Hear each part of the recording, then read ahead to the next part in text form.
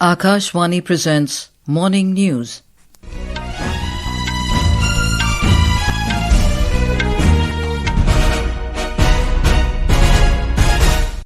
Good morning, I'm Anuja Kumar. The headlines.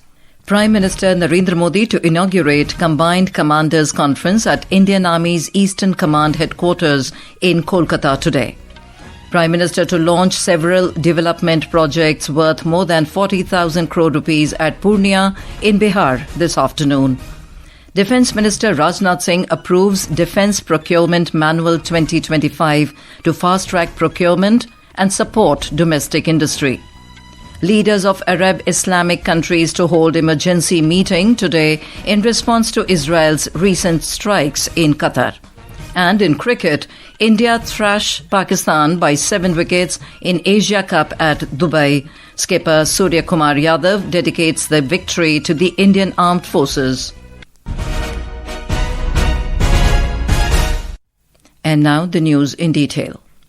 Prime Minister Narendra Modi will inaugurate Combined Commanders Conference at the Indian Army's Eastern Command Headquarters, Vijaydurg, in Kolkata today. The conference will continue till the 17th of September. Defence Minister Rajnath Singh will also be present in the event. Prime Minister Narendra Modi arrived in Kolkata on Sunday evening and spent the night at Raj Bhavan in Kolkata. Technological advancements, coordination among the three branches of the armed forces, modernization and other aspects will be discussed in the backdrop of the present political situation of the world in the 3-day-long Combined Commanders Conference in Kolkata. Prime Minister Narendra Modi will launch several development projects worth more than 40,000 crore rupees at Purnea district in pole-bound state of Bihar today. More from our correspondent.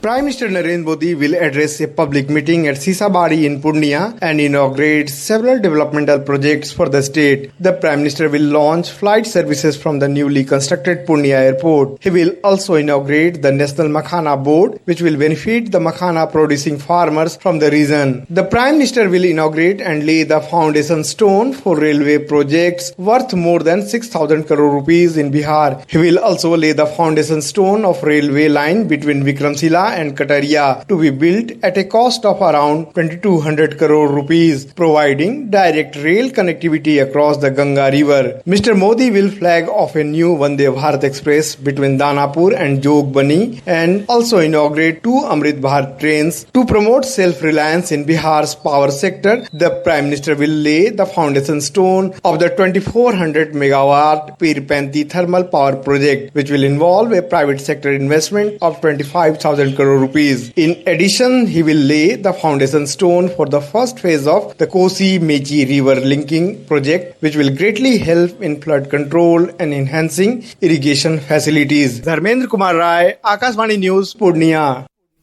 Commerce and Industry Minister Piyush Goyal has said that India will become a nation of $30 trillion economy by 2047. Mr. Goyal said this during an interactive session at the annual conclave of a private media organization in New Delhi yesterday. Stressing on inflation being in control under Prime Minister Narendra Modi's leadership, the minister said that cost controlling was the government's priority when it came to power in 2014. Mr. Goyal said that the Reserve Bank of India was mandated to continuously monitor India's fiscal and monetary policy.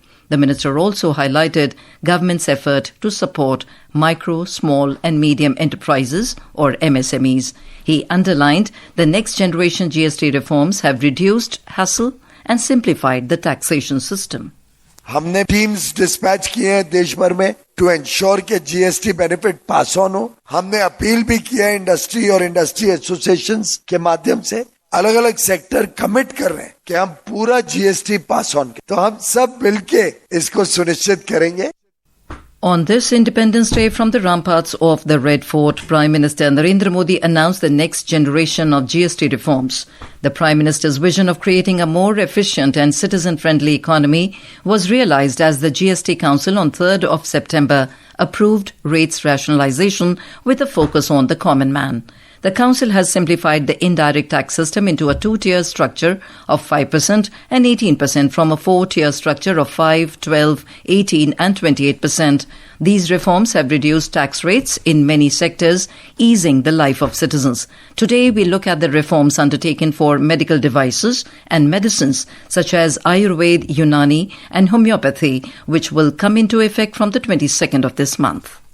The GST Council on 3rd of this month announced a series of next-generation GST reforms, providing a big relief to the common man through the significant tax reduction in the healthcare sector. The Council has reduced the tax rate from 12% to 5% on various medicines related to Ayurveda, Unani and homeopathy. Also, the new GST rates on devices for medical, dental and veterinary needs have been brought down to 5% from earlier 18%. Additionally, tax rate on medical-grade oxygen has been slashed down from 12% to 5%. The reduction of GST on medicines is expected to ease the burden on hospitals, which will benefit patients, especially families with low income. The new rates on medical devices will support domestic manufacturing in the pharma and medical equipment sectors, making healthcare more accessible. With Dilnashi Arzu, Drishti for Akashwani News, Delhi.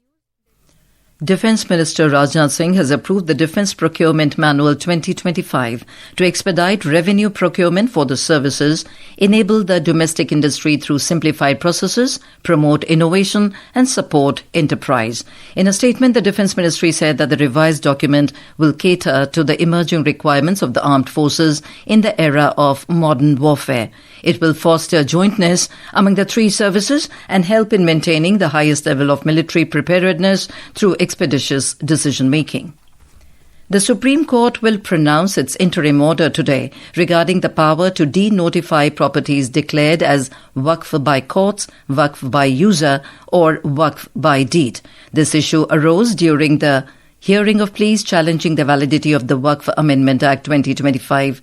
A bench comprising Chief Justice B.R. Gavai and Justice Augustine George Massey had reserved the order on 22nd of May after marathon arguments over 3 days, starting on 20th of May. This is Akashwani giving you the news. For quick news updates around the clock, follow us on our X handle at AIR News Alerts. And for details of these stories and more, log on to our website www.newsonair.gov.in and download the News on AIR app. Guided by the mantra of Seva and Sushasan, that is public service and good governance, the government under Prime Minister Narendra Modi has been working tirelessly to bring transformation and progress. Today, in this special series, Seva Parv, we bring to you how the Modi government has positively transformed our environment and biodiversity. A report.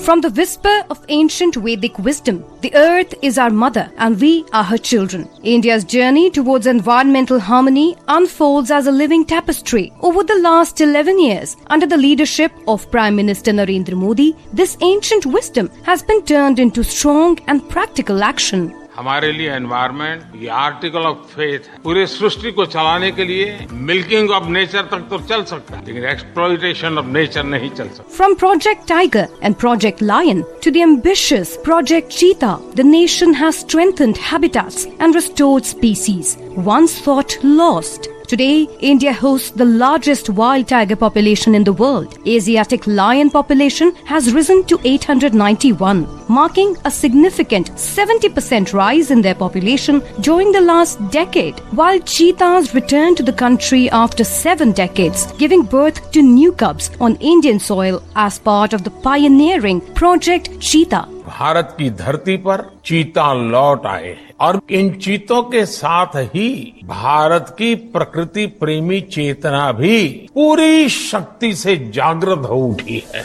Our wetlands, often called the Earth's kidneys, are also receiving renewed attention. India now has 91 Ramsar sites, the highest in Asia, safeguarding migratory birds and fragile ecosystems. On the ground, the Ek Ped Maa Ke Naam campaign has seen over 142 crore trees planted, weaving ecology with emotion.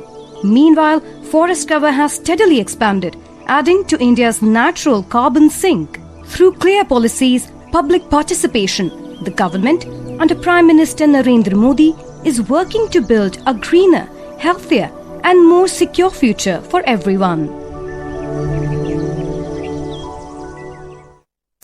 From September 15th to 2nd of October, Akashvani is celebrating Seva Parv. Tune into a special series of programs showcasing the key achievements of Prime Minister Narendra Modi's government. Listen to the first episode tonight at 7:10 p.m. on 100.1 MHz FM Gold. Repeat broadcasts will be aired on 11:10 p.m. on September 16th and 17th. All episodes will also be available on Akashvani's official social media platforms. Leaders from Arab-Islamic nations are meeting today to discuss a possible joint response to Israel's recent strike in Doha that killed 6 people, including 5 Hamas members and a Qatari security officer. Among the leaders attending will be Iranian President Masoud Pezeshkian and Iraqi Prime Minister Mohammad Shia al-Sudani. Turkish President Recep Tayyip Erdogan will also be in Doha, but his presence at the meeting is yet to be confirmed. And in sports, India cruised to a 7-wicket victory over Pakistan in their Asia Cup Group A clash at the Dubai International Cricket Stadium last night, extending their unbeaten run and moving closer to a Super 4 berth. Pakistan, opting to bat first after winning the toss, crumbled to a meagre 126 all-out in 19.3 overs. We have a report. In his post-match remarks, Captain Suryakumar Yadav dedicated the victory to India's armed forces, referencing the Pahalgam terror attack. He said the team stood with the victims' families and expressed solidarity with the military personnel engaged in the operations. Let's hear from the Indian captain. We actually stand with all the victims of Pahalgam terror attack, and we stand with their families, also express our solidarity. Also, we dedicate this win to our brave armed forces who took part in Operation Sindoor. The win followed India's dominant performance against the UAE, where they bowled out the host for just 57 runs.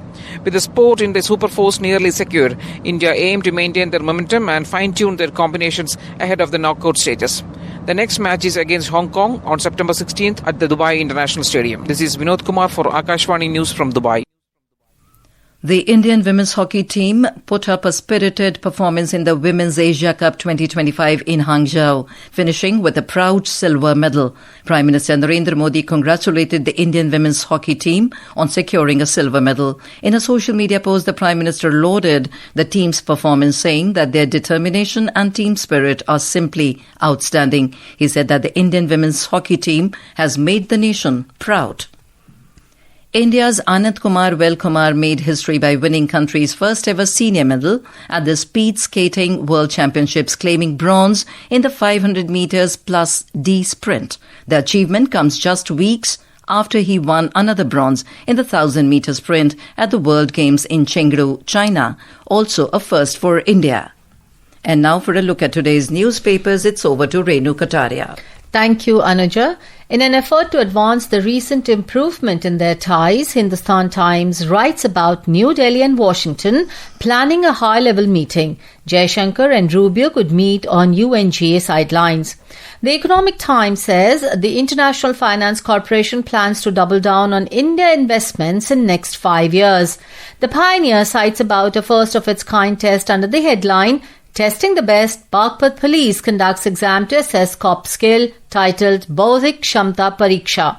The Hindu refers to the latest sample registration system statistical report, which notes West Bengal has the highest proportion of females getting married before the age of 18. And finally, the Tribune on its front page writes about 2 Haryana districts celebrating their daughters who delivered sporting glory for the nation by bringing 2 goals at the World Boxing Championship. And with that, it's back to you, Anuja. Thank you, Renu. And now, before we end the bulletin, the headlines once again. Prime Minister Narendra Modi to inaugurate Combined Commanders Conference at Indian Army's Eastern Command headquarters in Kolkata today. Prime Minister to launch several development projects worth more than 40,000 crore rupees at Purnea in Bihar this afternoon. Defence Minister Rajnath Singh approves Defence Procurement Manual 2025 to fast-track procurement and support domestic industry. Leaders of Arab-Islamic countries to hold emergency meeting today in response to Israel's recent strikes in Qatar. And in cricket, India thrashed Pakistan by 7 wickets in Asia Cup at Dubai. Skipper Suryakumar Yadav dedicates their victory to Indian Armed Forces. And with that, we end the morning news. Have a nice day.